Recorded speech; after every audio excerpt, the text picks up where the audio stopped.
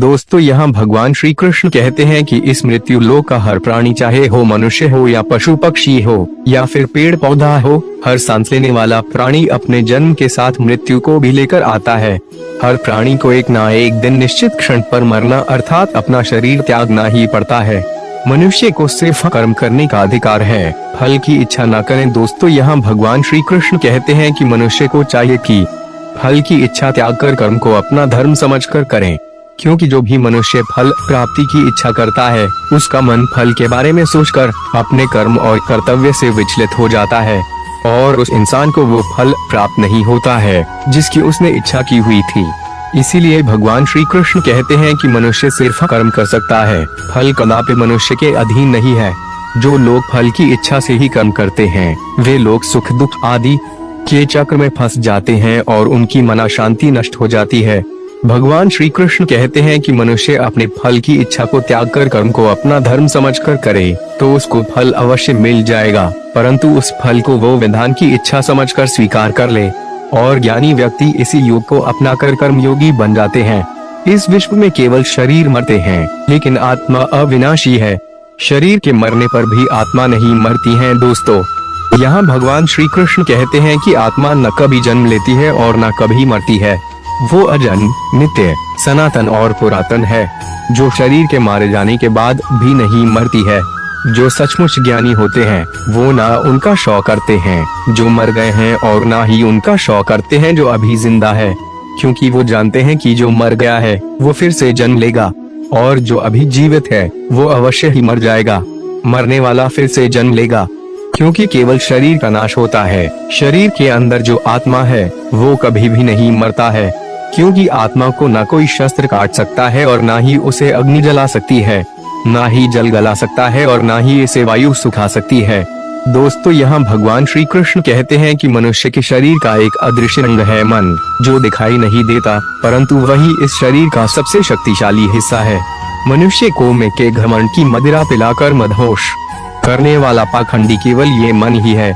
उसके हाथों में मोह माया का जाल है जिसे वो मनुष्य की कामनाओं पर टालता रहता है और उसे अपने वश में करता रहता है। ये मन शरीर से भी मोह करता रहता है और अपनी खुशियों से भी और अपने दुखों से भी मोह करता रहता है। खुशियों में खुशियों भरी गीत गाता है और दुख में दुख भरे गीत गुनगुनाता है। अपने दुखों में दूसरों को शामिल करके उसे खुशी मिलती है। किसी भी मनुष्य को उसका मन जीवन के अंत तक अपने जाल से निकलने नहीं देता, अपने रस्सी में बांधकर उसे तरह तरह के नाच नचवाता रहता है। ऐसा तब तक होता रहता है जब तक हम अपने आप को मन के अधीन रहने देंगे, तब तक हमारा मन हमें नाच नचाता रहेगा। मनुष्य का मन मनुष्य को इतनी फुर्सत भी नहीं देता कि वो अपने अंतर में झांककर अपनी आत्मा को पहचाने और आत्मा के अंदर जिस परमात्मा का प्रकाश है उस परमात्मा का साक्षात्कार करें। किसी भी जीवित प्राणी के लिए आवश्यक है कि प्राणी अपने मन को काबू में करके अपने अंतर में झांककर अपनी आत्मा को देखे, तब उस आत्मा के अंदर उसे परमात्मा का प्रकाश स्पष्ट दिखाई देगा और उसी को ही परमात्मा का साक्षात्कार कहते हैं। हमारा शरीर और मन कैसे काम करता है? दोस्तों यहाँ भगवान श्री कृष्ण कहते हैं कि मनुष्य का शरीर एक रथ के भांति है। जैसे आंख, कान, नाक, जीभ और त्वचा आदि इन इंद्रियों घोड़ों को जो सारथी चलाता है वो सारथी ही हमारा मन है और उस रथ में बैठा हुआ स्वामी वही हमारी आत्मा है। मनुष्य की इंद्रियां विषयों की ओर आकर्षित होती रहती है और ये सब तभी तक ही हो सकता है जब तक जीवात्मा अपने मन को काबू में ना लाए।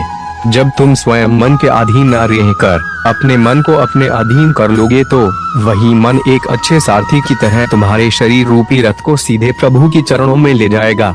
यदि मन तुम्हारा स्वामी है और तुम उसके अधीन हो तो वो तुम्हें माया के बंधन में जकड़ता रहेगा, और जब तुम अपने मन पर काबू पालोगे और उसके स्वामी हो जाओगे तो वही मन तुम्हें मोक्ष के द्वार तक ले जाएगा।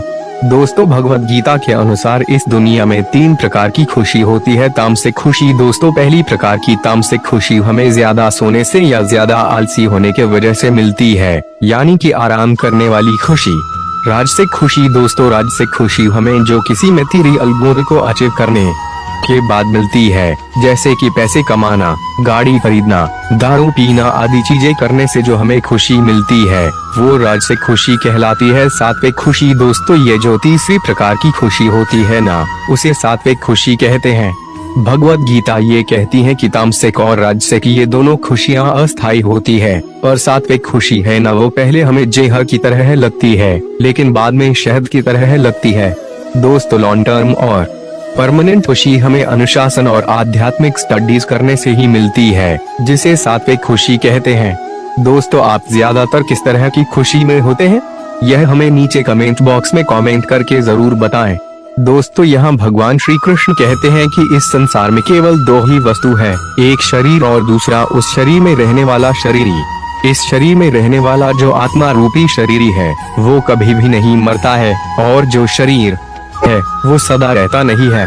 आत्मा एक शरीर छोड़ता है और दूसरा शरीर धारण कर लेता है, बिल्कुल वैसे ही जैसे मनुष्य अपने पुराने कपड़े उतार कर नए कपड़े धारण कर लेता है। आत्मा नित्य है इसीलिए वो नहीं बदलती, परंतु शरीर नाशवान है इसीलिए एक ही आत्मा के कई शरीर बदलते हैं। इसीलिए हर जन्म में आत्मा नए नए शरीर धारण कर लेता है।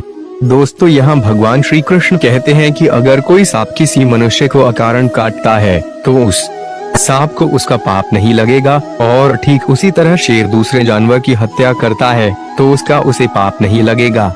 या बकरी का उदाहरण लीजिए, बकरी किसी की हत्या नहीं करती है और सिर्फ घास खाती है, तो इस कारण वो पुण्य की भागी नहीं बनती है। पाप पुण्य का लेखा जोखा अर्थात प्रारब्ध केवल मनुष्य का बनता है।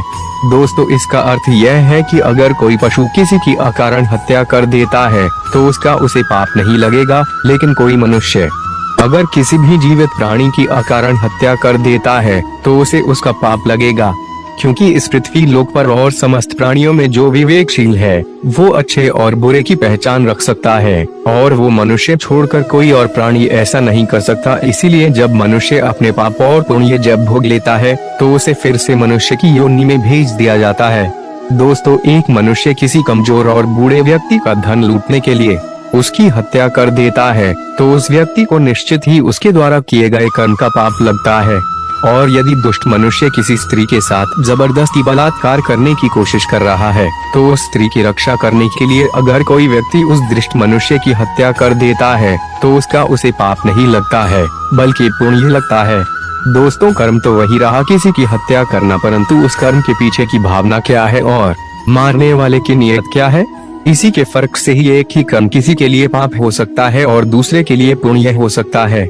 जिस भावना और नियत से मनुष्य कर्म करता है उस नियत के कारण एक ही कर्म किसी के लिए पाप बन जाता है और किसी के लिए पुण्य बन जाता है। कर्म के इस ज्ञान के द्वारा ही मनुष्य को कर्म विकर्म और अकर्म की पहचान होती है। दोस्तों इसका अर्थ यह है कि मनुष्य जब निष्काम भावना से कर्म करता है तो उस कर्म का फल उसे नहीं भोगना पड़ता है, इसीलिए वो अकर्म हो जाता है। कर्म उसे कहते हैं जिसे सकाम भाव से और फल की इच्छा से किया जाता है, उसका फल मनुष्य को उसके कर्म के अनुसार अवश्य मिलता रहता है। अच्छे कर्म का फल अच्छा मिलता है और बुरे कर्म का बुरा फल मिलता है, और जो असत्य, कपट, हिंसा आदि अनुचित और निश्चित कर्म को विकर्म कहते हैं। हर मनुष्य का प्रथम धर्म क्या है और अपने धर्म का विधान मनुष्य खुद बनाता है। दोस्तों इसका अर्थ समझाते हुए भगवान श्री कृष्ण कहते हैं कि धर्म का जो विधान है अगर उसे किसी दूसरे ने बनाया हो तो वो तुम्हारा धर्म नहीं हो सकता है। तुम्हारा धर्म वही है जिसे तुमने स्वयं बनाया हो, जिसे तुम्हारी आत्मा ने स्वीकार किया हो। धर्म एक व्यक्तिगत चीज है जिसका फैसला व्यक्ति को खुद लेना पड़ता है। दोस्तों मैं आपको एक उदाहरण देकर समझाता हूँ।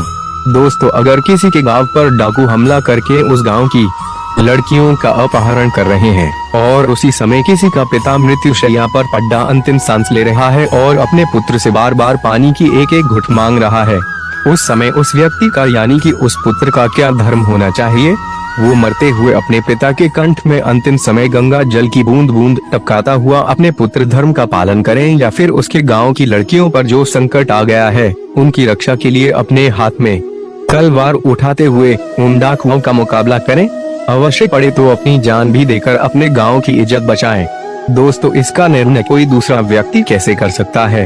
इसको धर्म का दोहराहा या धर्म संकट भी कहते हैं। ऐसी स्थिति में वो व्यक्ति क्या करे, उसका फैसला कोई और व्यक्ति नहीं कर सकता, बल्कि ये निर्णय उसे खुद ही लेना पड़ता है कि उस समय उसका प्रथम धर्म क्या है।